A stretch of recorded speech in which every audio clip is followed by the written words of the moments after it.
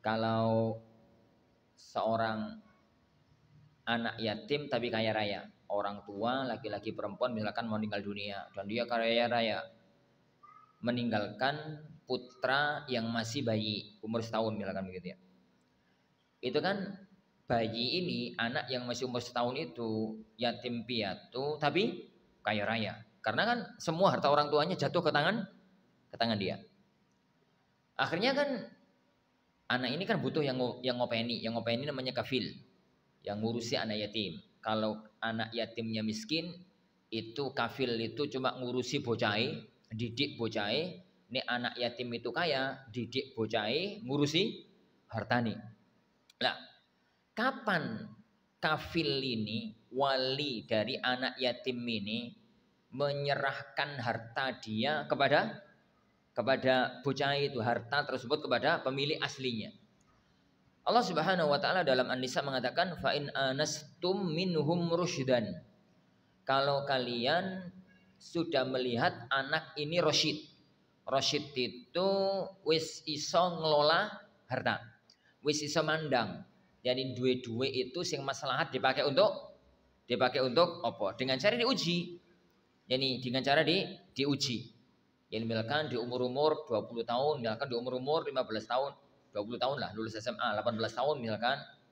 Menurutku jadi DKI karo biasa itu hanya dikasih ya uang saku harian untuk sekolah, untuk mondok atau yang lain. Pada waktu dia sudah lulus aliyah misalkan, lulus mondok, dia itu dikasih sama walinya itu. Nah, ini gawe cekelan 10 juta, terserah kanggo apa terserah sampean. Kayaknya duit 10 juta.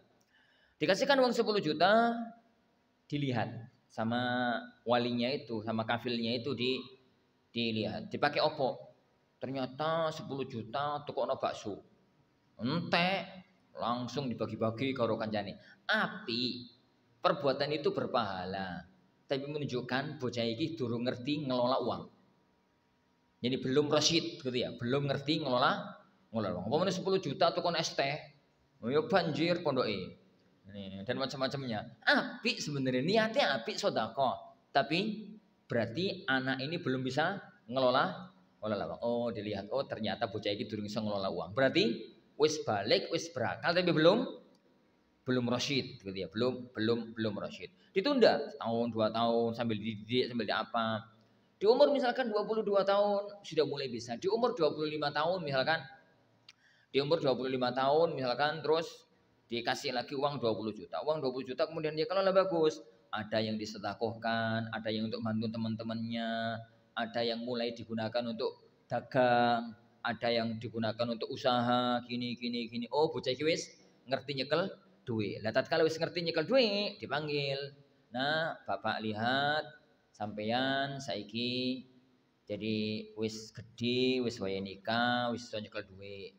Jadi tatkala mbiyen bapak sampean meninggal dunia, ibu sampean meninggal dunia 24 tahun yang lalu, ninggalno waris gini.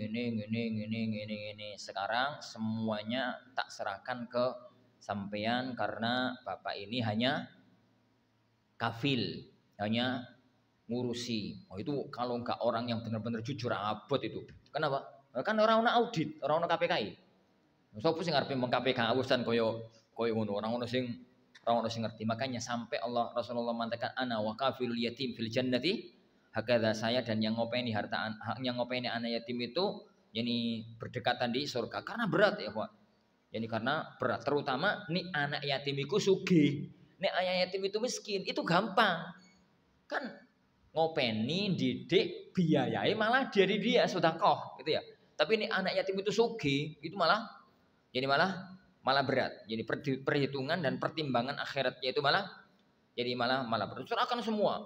Ini bapakmu dulu itu meninggal dunia, ninggalkan 2 perusahaan. Perusahaan A sama B itu bukan perusahaan paman, bukan perusahaan bapak, itu perusahaan sampeyan, nak. Ayo sekarang kita ke notaris pergantian apa ya? Kepemilikan. Kemudian tanah yang di sana, iku sing jerini wong-wong itu nek bapak, boten itu kan nek bapak, iku nek sampean. Misalkan gitu ya. Itu sekarang ayo pergantian. Selama ini dialih namakan ke bapak karena untuk pengamanan. Yang sekarang dialihkan semuanya. Itu namanya rusyd. Kalau dalam urusan apa? duit. Dalam urusan duit itu rasyid itu wong sing wis ngerti ngelola uang.